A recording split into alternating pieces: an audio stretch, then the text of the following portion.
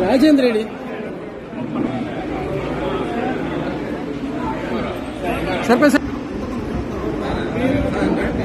అలాగే స్టాచ్యూ, అలాగే ఒక కళ్యాణ మండపం అడగడం జరిగింది. సో దాంతో 2 దాదాపుగా చేసి ఇచ్చాము. ఒకటి ఖచ్చితంగా భగవంతుడు మళ్ళీ ఆశీర్వదిస్తాడు, అది కూడా చేసిస్తారు.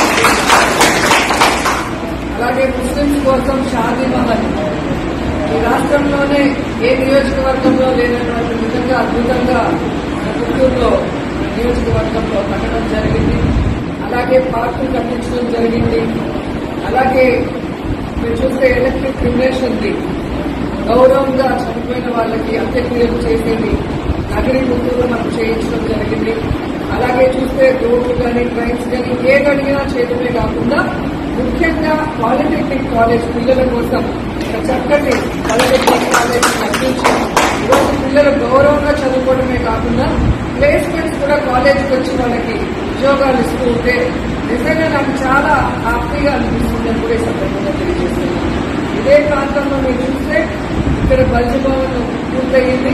దగ్గరలోనే మన ముదిలియార్స్ కోసము టీటీడీ నుంచి మరి వైఎస్ఆర్ కళ్యాణ మండపం కూడా కట్టించడం జరిగింది. సో అలాగే అర్బన్ హెల్త్ సెంటర్ కట్టించడం జరిగింది. సో మున్సిపల్ ఆఫీస్ కట్టించాం. అట్లా ఒక ప్రాంతానికి అంటే ఒక మండలానికి లేదా ఒక మున్సిపాలిటీకి ప్రజలందరికీ ఏం అవసరం అది అన్ని కులాల వాళ్ళు వెళ్లే ప్లేస్ కాబట్టి దాంట్లో మనం ఏం చేయగలం అనేది 5 సంవత్సరాల్లో 2 సంవత్సరాలు కోవిడ్ లో పోయినా కూడా ఆ టైంలో కూడా సర్వీస్ చేశాము. మిగతా టైంలో డెవలప్మెంట్ కూడా చేసి ఇచ్చామని కూడా గర్వంగా చెప్పగలం. అలాగే డిగ్రీ కాలేజ్ లో మీరు చూస్తే మనకి అసలు ఒక డిజిటల్ రూమ్ లేదు మీటింగ్స్ కి కానీ పిల్లలకి ఏదైనా జాబ్ మేళాన్ని నిర్వహించడానికి కానీ. సో టెక్నికల్ గా మనకి ఒక పెద్ద రూమ్ ఆల్ ఫెసిలిటీస్ తో కావాలి అంటే చారిటబుల్ ట్రస్ట్ ద్వారా చారిటబుల్ ట్రస్ట్ ద్వారా అది కూడా ఎలక్షన్స్ ముందే పూర్తి చేయడం జరిగింది. అలాగే పుత్తూరు కోర్టులో రోడ్డు లేక బతుకులుగా ఉంటే రోజా చారిటబుల్ ట్రస్ట్ ద్వారా ఆ రోడ్డు కూడా వేయించడం జరిగింది.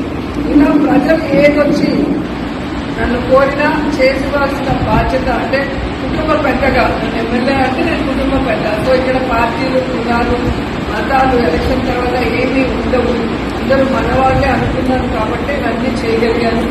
సో మన ఎలక్షన్ అనేది ఒక సునామీ లాగా జరిగిపోయింది. సో ఇది ప్రజలు ఓడించిన ఓటమి కాదు. ఎందుకంటే మనం ఏ తప్పు చేయలేదు. ఇంత ఘోరంగా ఓడిపోవాల్సిన తప్పులైతే వైఎస్ఆర్సీపీ నాయకత్వమో పార్టీయో ఎమ్మెల్యేలో చేయలేదు అనేది నేను గంటాపడంగా చెప్పగలను. ఏం జరిగింది అనేది ఈ రోజు కాకపోతే ఏదో ఒక రోజు బయటగా నేను వస్తుంది, ఆ రోజు కూడా ప్రజలు తెలుసుకుంటారు. కానీ ఖచ్చితంగా వైఎస్ఆర్ కాంగ్రెస్ పార్టీ మేము ఎమ్మెల్యేలుగా వర్క్ చేసినప్పుడే కాదు, ఇప్పుడు ప్రతిపక్షంలో కూడా మీకు అందుబాటులో ఉంటామని ఏదైతే మాట ఇచ్చామో ఆ మాట ప్రకారం ఇక్కడే ఉంటాము, మీ అందరికీ అందుబాటులో ఉంటాము. మిమ్మల్ని మా కుటుంబ సభ్యులుగానే మేము సో ఈరోజు నన్ను గుర్తు పెట్టుకొని నేను భూమికి చేసిన ఈ బిల్డింగ్ లో ఒకసారి అడుగుపెట్టి దీపం వెలిగించమని చెప్పి కోరినందుకు సోదరులందరికీ కూడా కృతజ్ఞతలు తెలియజేస్తున్నాను. సో మీ సోదరిగా ఎప్పుడు మీకు ఏ అవసరం ఉన్నా నేను చేయగలిగింది 100% చేసిస్తానని కూడా ఈ సందర్భంగా తెలియజేస్తున్నాను. ఒక్కొక్కటి